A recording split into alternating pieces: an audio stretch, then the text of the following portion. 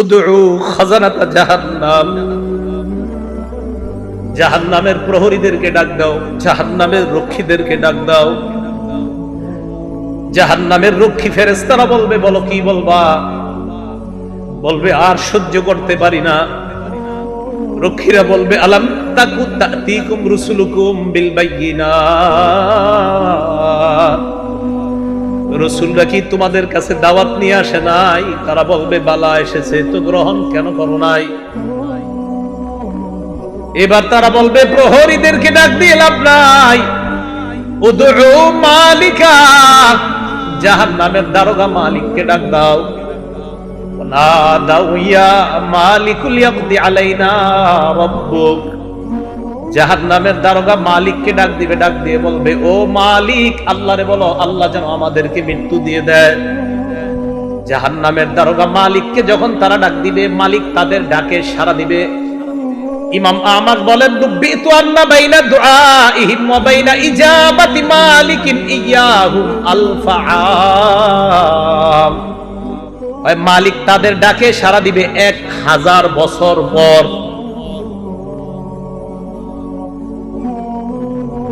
ডাক দিবে মালিক 1000 বছর পর। জাহান্নামের দারোগা মালিক বলবে, বলো কি বলবা? 1000 বছর পর বলবে, কি বলবা বলো। আল্লাহ আমাদেরকে হেফাজত করেন। তারা বলবে, আল্লাহরে বলো আল্লাহ যেন আমাদেরকে মরণ দিয়ে দেয় জাহান্নামে। মালিক বলবে, ইন্নাকুম মাকিসুন, চুপচাপ আযাব ভোগ করো।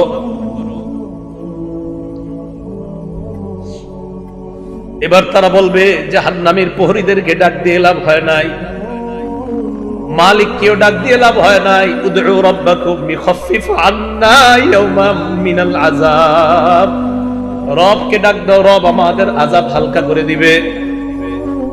কেন না রবের চাইতে দয়ালু আর কেউ না। এবার তারা ডাক দিবে আল্লাহকে। আল্লাহকে ডাক দেওয়ার পর তারা বলবে, সূরা মুমিনুনের মধ্যে আল্লাহ বলেন, রব্বানা গালাবাত আলাইনা শিকওয়াতুনা, তারা ডাক দিয়ে বলবে, আল্লাহ আমাদের হতভাগ্য, আমাদের দুর্ভাগ্য আমাদের উপর বিজয় লাভ করছে। দুর্ভাগ্যদের অন্তর্ভুক্ত হওয়া যাবে না। আপনি জানেন না এই আয়াতটা আমি কতবার তেলাওয়াত করি, যখন সামনে আসে আমার এই আয়াত, কি অবস্থাটা হবে। জাহান্নামীরা বলবে, আল্লাহ আমাদের দুর্ভাগ্য, আমরা দুর্ভাগা হওয়ার কারণে আজকে আমাদের উপর, আমাদের এই দুর্ভাগা হওয়াটা আমাদের উপর বিজয় লাভ করছে। দুনিয়াতে আপনার কথা শুনি নাই। ওয়া কুন্না কওমান দাল্লিন, আল্লাহ আমরা ছিলাম পথভ্রষ্ট সম্প্রদায়। রব্বানা আখরিজনা মিনহা, আল্লাহ আমাদেরকে বের করে দেন না এখান থেকে। ফাইন উদনা ফাইন্না যালিমুন, আল্লাহ একবার বের করে দেখেন, আমরা যদি আর খারাপ কাজ করি, আমরা জালেম, আমরা আর খারাপ কাজ করব না। এই কথা বলার পর আল্লাহ যেই জবাবটা দিবেন, আল্লাহ বলবেন, ইখসাউ ফিহা ওয়ালা তুকাল্লিমুন, আল্লাহ বলবে লাঞ্ছিত অবস্থায় জাহান্নামে থাক, কোনো কথা বলবি না।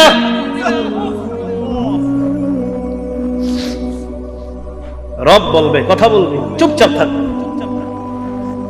দয়াময় রব বলবে, কথা বলবি না, চুপচাপ থাক।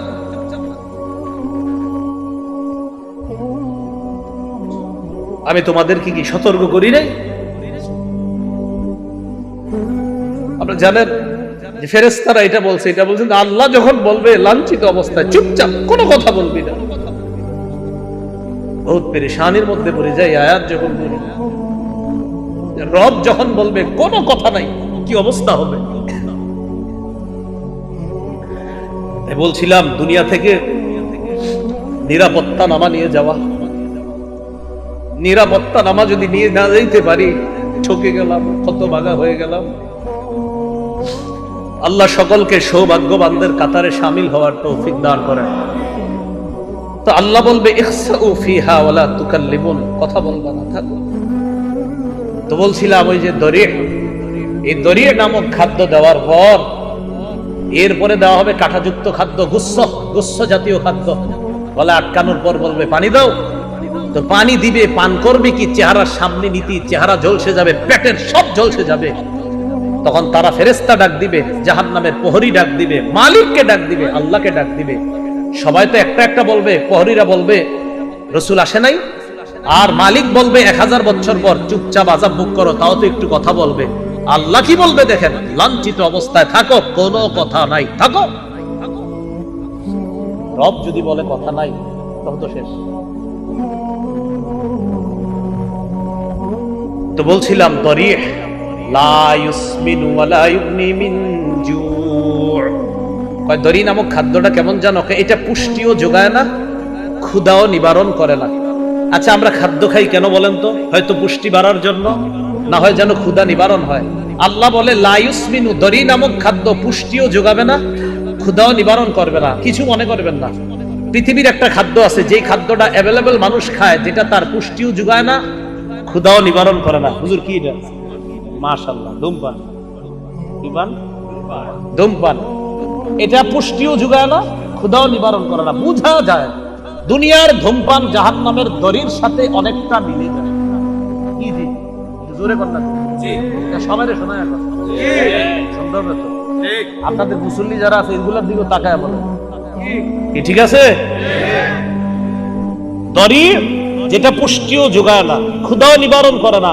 তো আমি কিন্তু বলছি না, আপনারাই বলছেন, আমি কিন্তু প্রথমে বলি নাই ধূমপান, আপনারাই বললেন এই খাদ্যটা কি, এটা পুষ্টিও যোগায় না, ক্ষুধাও নিবারণ করে না। তো আপনারা এবার মিলান এটার সাথে কোনটা মিলে।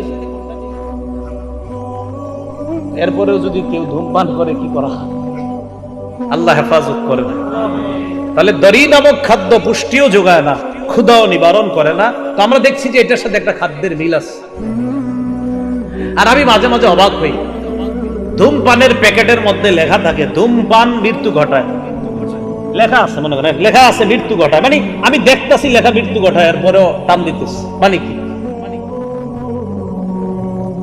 আল্লাহ আমাদের সকলকে এই দুনিয়াতে থাকতেই আমি আপনি সহ আমরা সবাই যেন একদম কবর থেকে নিরাপদ হয়ে যেন আমরা কিয়ামতের মাঠে গিয়ে রহমতের চাদরে ঢেকে যেন আল্লাহ আমাদেরকে পুল সিরাত পার করে দেন, আমিন। তাহলে এতক্ষণ জানলাম আমরা এমন কিছু চেহারা, যে চেহারাগুলো নিচে থাকবে, যেই চেহারাগুলোর ভয়ঙ্কর অবস্থা হবে, জাহান্নামে যাবে, এরকম এরকম হবে। এবার আল্লাহ কি বলে দেখেন, ওয়াজুহু ইয়াউমাইদিন নাঈমা, কিছু চেহারা থাকবে নিয়ামতে পরিপূর্ণ।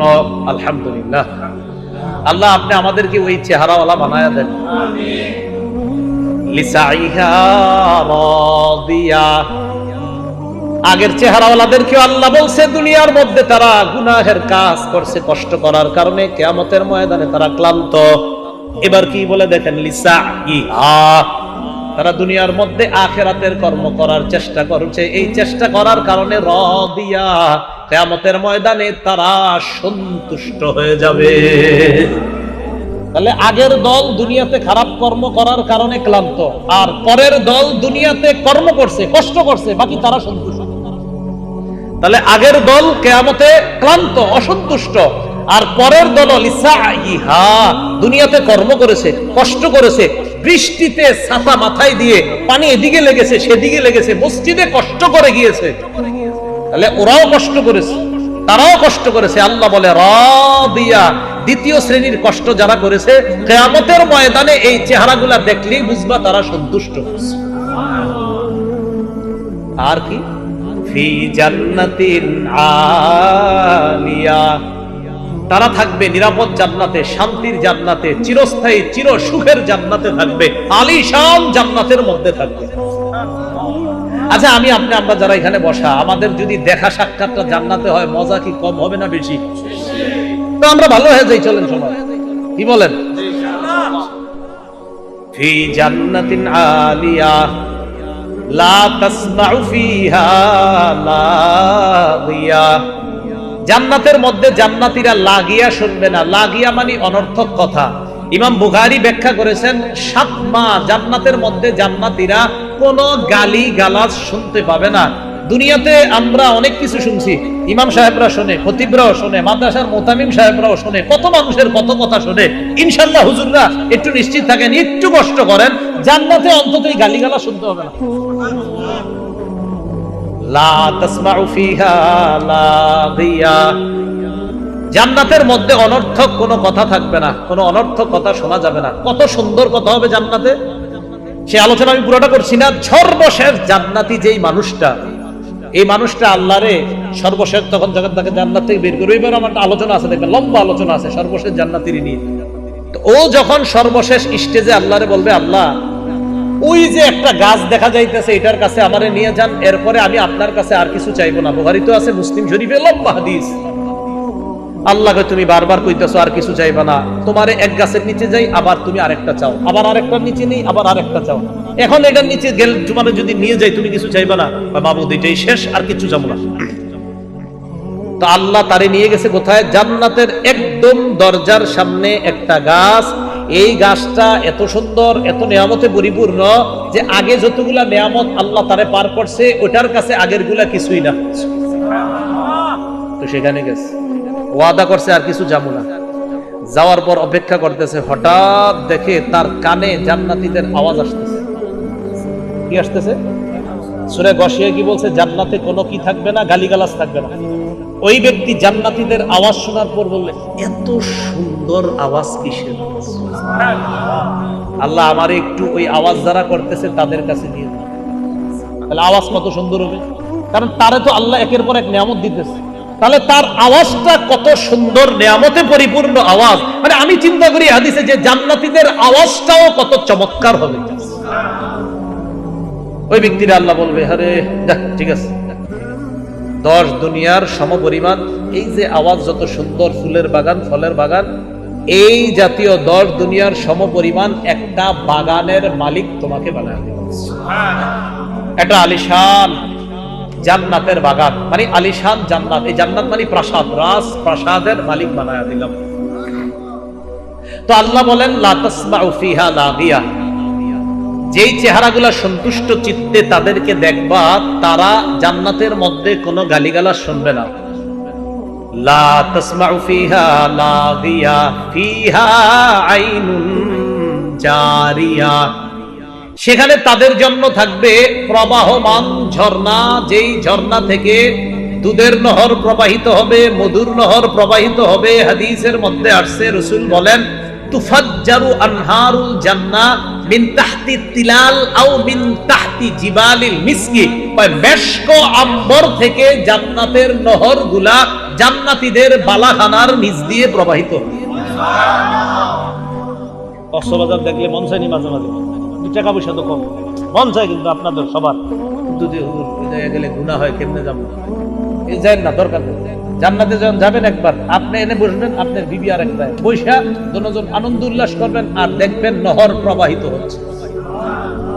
আমাদের আনন্দ তো সেখানে হবে, এখানে ইনশাআল্লাহ। আল্লাহ বলেন, ফিহা আইনুন জারিয়া, প্রবাহমান ঝর্ণা থাকবে। ফিহা সুরুরুম মারফুআ, সেখানে উঁচু উঁচু পালং খাট বিছানো থাকবে, হযরত যেন সেখানে আরাম করতে পারে। কেমন উঁচু? তাফসীরের কিতাবের মধ্যে আসছে যে সেখানে ইযা আরাদা ওয়ালিয়ুল্লাহি আইয়াজলিসা আলা তিলকা সুরুরি তাওয়াদাত লাহু, আল্লাহর বন্ধুরা, আল্লাহর ওলিগণ যখন ওই খাটের মধ্যে উঠতে চাইবে, খাট তো উঁচু, খাট তার জন্য নত হয়ে যাবে, জি হযরত আসেন আমার মধ্যে বসেন।